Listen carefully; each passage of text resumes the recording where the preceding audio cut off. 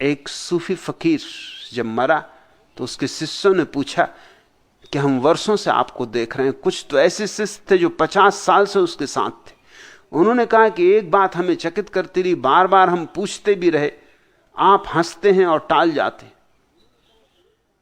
आपको हमने कभी दुखी नहीं देखा, कभी उदास भी नहीं देखा।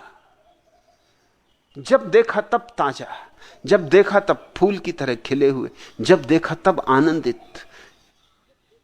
क्या राज है इसका? उस फकीर ने कहा, अब तो मैं मर ही रहा हूं, तुम्हें राज बता देता हूं।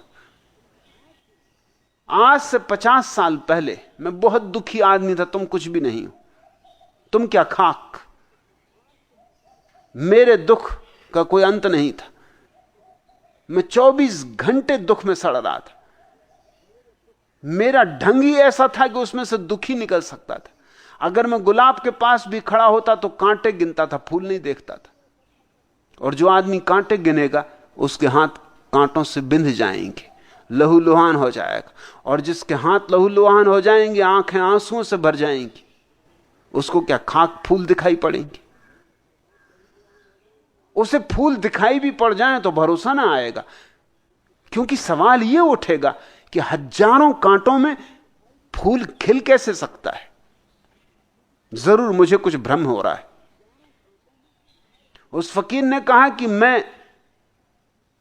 लोग तो कहते हैं कि हर काली बदली में भी एक रजत रेखा होती। Every cloud has a silver line. मगर मेरी अपनी और ही धारणा थी। मेरी धारणा यह थी कि जहां भी रजत रेखा होती उसके आसपास एक महान काली बदली होती। वो मेरे देखने का ढंग था। लोग कहते हैं कि 2 दिनों के बीच एक रात होती, अरे गुजर जाएगी।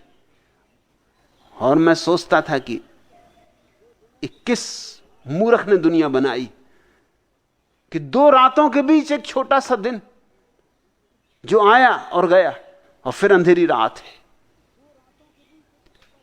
मैं दुखों को ही खोजता था, मैं दुखी चुनता था, इसलिए दुखी था। फिर एक दिन सुबह मैं उठा और मैंने कहा, कब तक मैं दुखी रहूंगा? कब तक दुखी रहना है? और उस सुबह मुझे यह साफ हो गया कि मेरे हाथ में मेरा गणित गलत है, मेरा हिसाब गलत है। मैं नकारात्मक को ही सोचता हूं, मैं निराशा को ही चुनता हूं। निषेध ही मेरे चिंतन का आधार है, विधेय नहीं। उस सुबह मुझे यह साफ हो गया कि अगर मुझे दुखी रहना है तो मैं दुखी रह सकता हूं, और अगर मुझे सुखी रहना है तो मैं सुखी रह सकता हूं। तो मैंने सोचा आज प्रयोग करके देखूं, आज सुखी ही रहूंगा, जीवन को सुख के ढंग से देखूंगा। और वो आखिरी दिन था मेरे दुख का। उस दिन मैं पूरे 24 घंटे सुखी रहा। मैं हैरान हो गया। तब से हर रोज सुबह उठता हूं और अपने से कहता हूं कि बोल, क्या इरादा है, आज सुखी होना कि दुखी? और हमेशा मैं सुख के पक्ष में ही निर्णय लेता हूं। किसको दुखी होना? 50 साल हो गए उस बात को गए। अब तो दुख मुझे यूं लगता है जैसे कभी था ही नहीं। कोई दुख स्वप्न देखा हो जो कब का खो गया, या जैसे किसी कहानी में बात पढ़ी हो जिससे मेरा कुछ लेना देना नहीं। मैं तुमसे यही कहना चाहता हूं, कोई तुम्हारा दुख मिटाएगा नहीं। तुम इस भ्रांति को छोड़ दो।